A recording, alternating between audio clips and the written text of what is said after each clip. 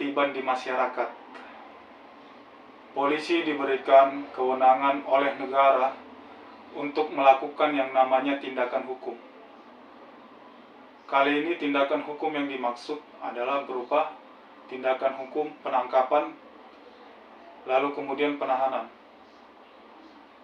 Untuk dapat menangkap seseorang, tidak boleh bertentangan dengan apa yang telah diatur di dalam Kitab Undang-Undang Hukum Acara Pidana, yang dimana di dalam pasal 17 menjelaskan syarat untuk dapat melakukan penangkapan ada 2 poin. Yang pertama, dengan diduga keras orang tersebut sebagai orang yang melakukan perbuatan pidana yang dimaksud.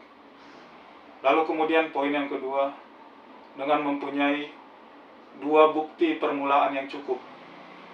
Bukti permulaan yang cukup, jika dimaknai sebagai alat bukti, merupakan bagian dari alat bukti yang disebutkan dalam pasal 184 Kitab Undang-Undang Hukum Acara Pidana, yang dimana alat bukti yang diatur di dalam pasal 184 terdapat 5 alat bukti, yaitu keterangan saksi, keterangan ahli, surat petunjuk, serta keterangan tersangka ataupun terdakwa.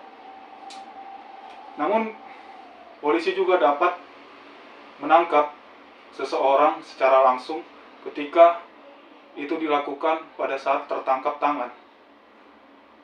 Nah, lalu pertanyaannya adalah, ketika polisi tidak mempunyai alat bukti permulaan yang cukup, seorang ditangkap tapi bukan secara tertangkap tangan, apakah orang tersebut tetap bisa diproses secara hukum atau tidak? Nah, orang tersebut dalam waktu 1 kali 24 jam, apabila polisi tidak menemukan adanya bukti yang dapat menguatkan seseorang tersebut telah melakukan suatu tindak pidana, maka polisi harus sesegera mungkin melepaskan orang yang ditangkap tersebut. Jika orang tersebut tetap diproses secara hukum,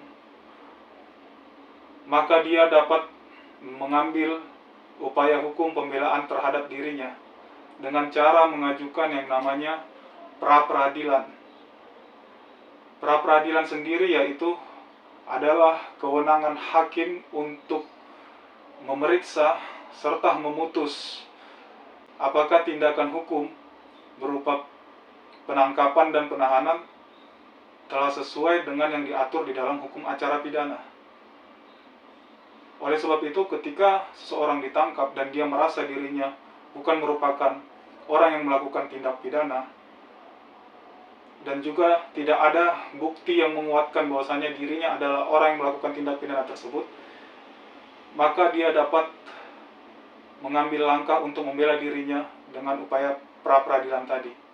Nah, jadi jangan takut ketika Anda tidak bersalah. Anda punya hak juga untuk melakukan pembelaan diri dengan cara pra-peradilan tadi. Karena pra-peradilan juga merupakan suatu upaya hukum untuk yang namanya menegakkan rasa keadilan. Oke, sekian informasi yang dapat disampaikan. Kiranya bermanfaat. Thank you.